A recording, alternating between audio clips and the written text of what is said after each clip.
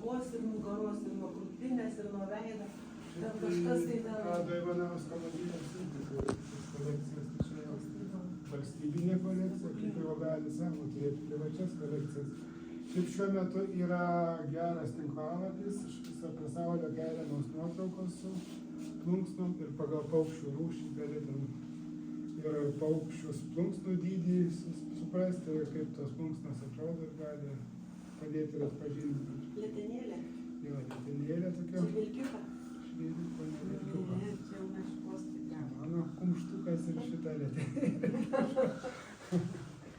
Tai čia iš Baltijos vilko pėdsekių padovanota mum. 2018 metais Panevėžio rajone Ėriškių kaimo aplinkoje miške slampinėjo meška, tai įmynė pėdsakus, išpylė gipsą ant to pėdsakų, prezentas padarė. Tai pas mus irgi čia girdėjom, kad po Joniškio rajono tai buvo atklydus iš Latvijos miškutė.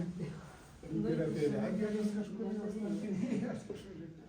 Man jau nebėra taip ramu veikti į rezervatą naktimis. Jie labiau mūsų vienyti. Aš ir tai su vilkais visą laiką draugiškai mes pasibendraujam, o su meška tikriausiai tai draugiškai nebebūtų. Atbūdinių bėgių turbūt reikia išeiti. O dabar va čia tie tokie, jie čia elnių ar briedžių tie rankiukai. Čia pirmamečių, jie turbūt antramečių. Pirmieji tikri ragai. Nes sako, pirmais metais pas elniuką ir briedžiuką būna kaip sagutė, toks ragelis, nukrenta ta sagutė, antrais metais išauga jau tos ylos. Tai va palyginimui taurėje elnio yla, o čia yra briedžio. Ir tada su kiekvienais metais jis prisiaugina naują šaką, ar čia tik tais pasaka?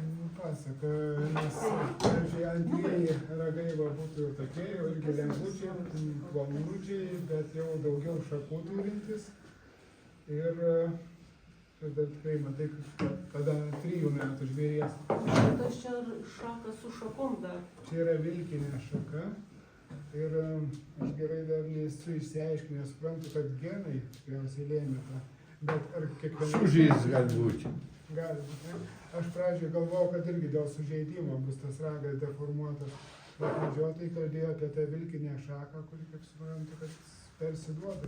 Prasme, kitais metais gal irgi vilkinę šaką turės. O va šitas ragas būtų dar irgi toks jauno ganėtinai elnio. Bet jau matot, kiek šakų ir karūnų su 3 šakom ir tos grindinės šitas yra. O čia jau jisai į vestuvės išsiruošęs su tokiais Nedaug ragais. skiriasi nuo to, tačiau čia porą metų vyresnis tikriausiai.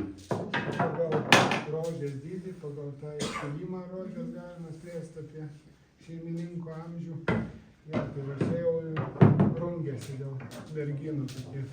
Šitas irgi turi gerą, sakyti, Geną. didelį, bet šiaip tai jis galbūt jau tas selekcinis, gal medžiotojas, nes ne visai taisyklingas. Nes ir čia vat yra kažkoks netaisyklinis priaugimas. Šiaip tai čia reikalinga ta šaka, nes būtų mažai nesu tokių gerų šakų turim.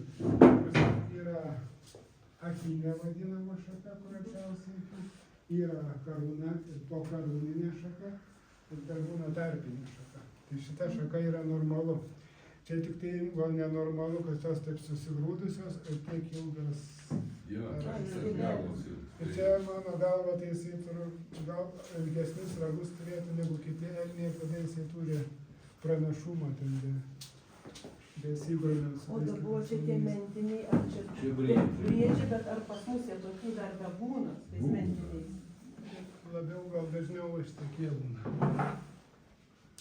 Dažniau, žodžiu, čia yra mentiniai, o čia yra šakiniai.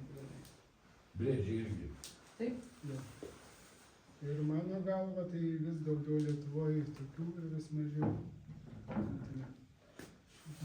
Aš nesu medžiotojas, tai nežiūriu į tą